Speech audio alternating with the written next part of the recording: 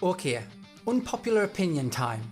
I'm not buying the Nintendo Switch 2, and before you throw your Joy-Cons at the screen, I'm not telling you what to do, I'm just giving you my opinion. So hear me out, because I have a number of reasons why Nintendo's shiny new toy isn't getting my money. At least not yet. So let's be honest, the original Switch came out in 2017, that's 8 years ago, and now, after all that time, we're finally getting a slightly better screen, a 4K docked mode, and new Joy-Cons. That's not exactly next gen. That's, in my opinion, Nintendo playing catch up, barely. The base model in the UK is £396, and if you want the Mario Kart bundle, then that's around £430. You're telling me to spend that much money for a handheld with tech that's still way behind the Steam Deck or ROG Ally? Come on Nintendo, please. Yes, it's got a custom Nvidia chip with DLSS, but let's be real, compared to the PlayStation 5, it's not even close. Let me show you. The Switch 2 has an ARM based chip, while the PlayStation 5 has a blazing fast AMD 8-core chip.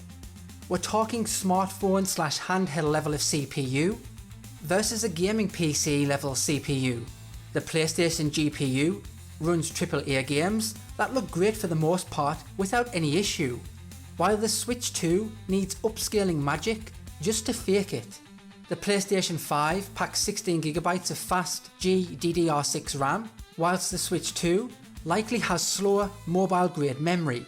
The PlayStation 5 has an SSD that loads worlds in seconds, while the Switch 2 still lives in micro SD land.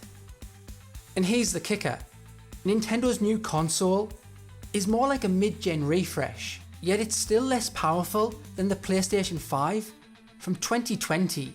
Let that sink in. The new kid on the block can't even keep up with the old dog that's been around for quite some time now.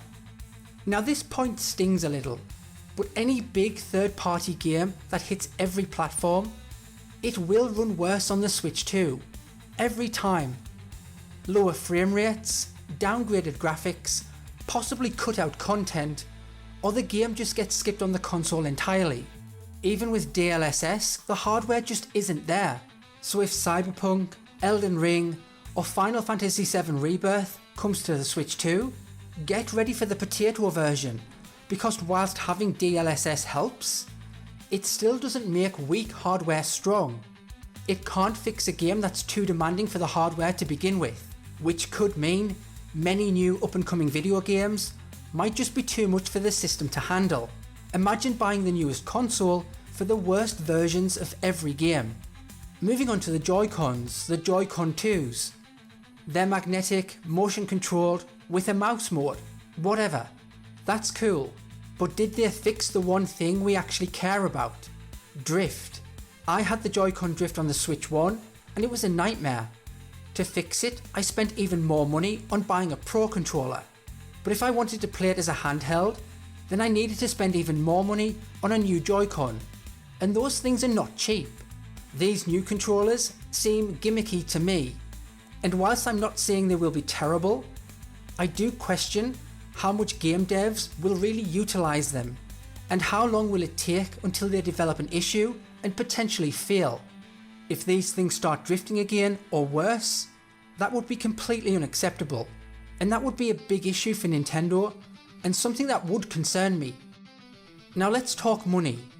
You know how the PlayStation 5 and Xbox games go on sale all of the time? For example, you can grab God of War Ragnarok or Spider-Man Miles Morales for half the price within a year, or in most cases even less. Meanwhile, Breath of the Wild, still full price, 8 years later. The Switch is clinging to its £40+ price tag like it's a collector's item. The Switch 2 console might be pricey for what you actually get, at least in my opinion, but don't expect the games to give your wallet a break either. Physical games vary between £67 to £75 in the UK, which is a joke in my opinion. I don't care how Nintendo or hardcore fans try and justify it, those prices are just not acceptable for me. It's hard to take a punt or a gamble on a game that costs more than your monthly gas bill at that price point. without the fear of it being a dud.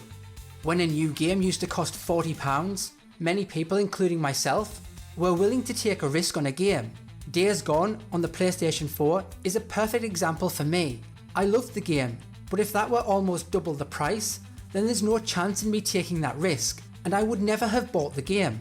In fact, since game prices increased, I've never once spent £70 on a Day 1 released game, as they have all considerably reduced in price within a few months of them being released. However, for some reason, Nintendo games never seem to reduce in price, at least in the UK.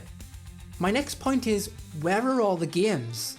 Don't get me wrong, Mario Kart World looks great. I loved Mario Kart on the Switch 1, and yes, Metroid Prime 4 may release later in the year. But where's the new Zelda? Where's Mario Odyssey 2? Where's something that screams to me, buy this Day 1? Instead we get Kirby and Donkey Kong Bonanza, and whilst there's nothing wrong with releasing those games, for me they are not a system seller. To me it doesn't feel like a great launch lineup.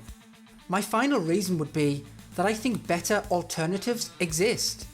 If you want a hybrid handheld that actually runs AAA games well, then get a Steam Deck or the ROG Ally. Nintendo has Charm, but Charm doesn't run Cyberpunk at 60 frames per second. If it's a console you want, then you can pick up a PlayStation 5 for a similar price, and that comes with a massive catalogue of games, many of them massively reduced in price. So my conclusion is this. Look, I love Nintendo, I always have, but I'm not giving them a free pass. If you want to go buy this, then go for it, it's your money. This Switch 2, it's not bad, it's just not enough, at least for me. Not at that price, not in 2025, not when the PlayStation 5 is already 5 years ahead of it. So yes, I'm skipping the Switch 2, and honestly, you might want to too. Let me know your thoughts in the comments below, and I'll see you next time.